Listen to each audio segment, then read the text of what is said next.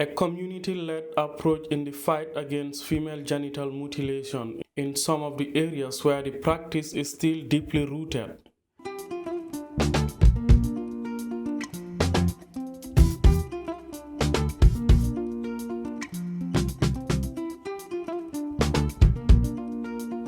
CEDAG, a local non-profitable organization, is leading this campaign in the northern parts of the Gambia. Child and Environmental Development Association has been working in North Bank with school children, community leaders, religious leaders in order to end FGM. This is a program sponsored by the Gear Generation.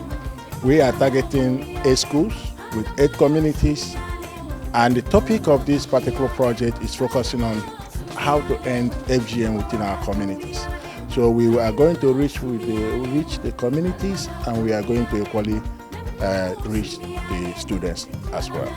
In order to eradicate a culturally embedded practice, CEDAG believes that legal actions alone cannot do it without the support of community leaders. Our expectation is that the children themselves will have a greater awareness of the effect of FGM within our community, within them as well. And we equally expect that at the end of the period of the program, there will be a reduction, if not an end, to the practice of FGM within the targeted communities. Among the activities undertaken were a peer group discussions with 8 schools in North Bank region, as well as roundtable discussions and advocacy meetings targeting 8 communities in the same region. We also engage students on a roundtable discussion too. In any school we go, we have peer health members in all the groups.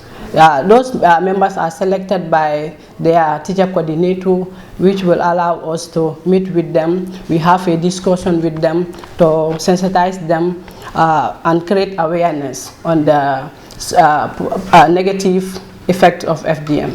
If you want to effect change, you must reach to the schools, because we believe that we are dealing directly with our future leaders. And if a nation needs changes, they must have those kids who are going to be the future leaders, so that they can talk to them and see what are some of the effects of the topic we have today. Radio programs such as this one were also used as part of a wider awareness creation targeting nearly 5,000 audience. We have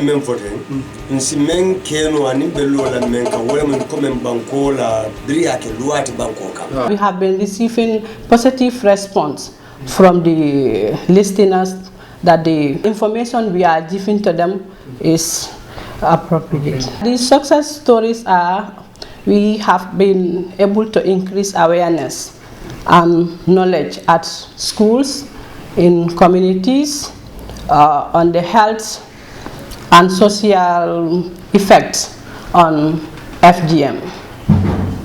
The sensitization opened wide-ranging discussions on the future of FGM among the old and young.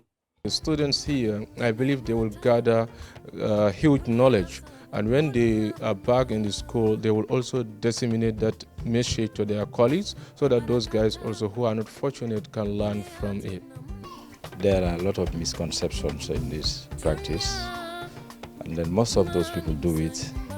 Really, if you press them to that extent, they just want to refer themselves to Islam by coming to the views of Islam on it. Yes, it's not an obligation.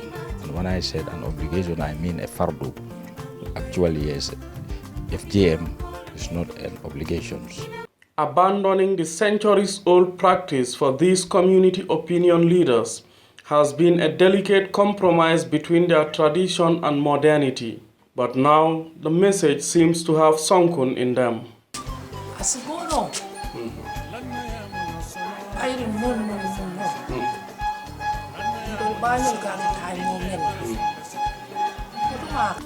Well, the general message is just for us to understand the health and legal, even the social part of FGM on a girl child. We can read from newspapers, we can equally hear from radios, we can read from social medias that FGM is something that has a negative impact on our child, on our girl child. Hence, it has a negative impact. Then I am advocating, I am trying to ask the communities to see how they can put a stop to that in order to give our girl child a better future. Thank you.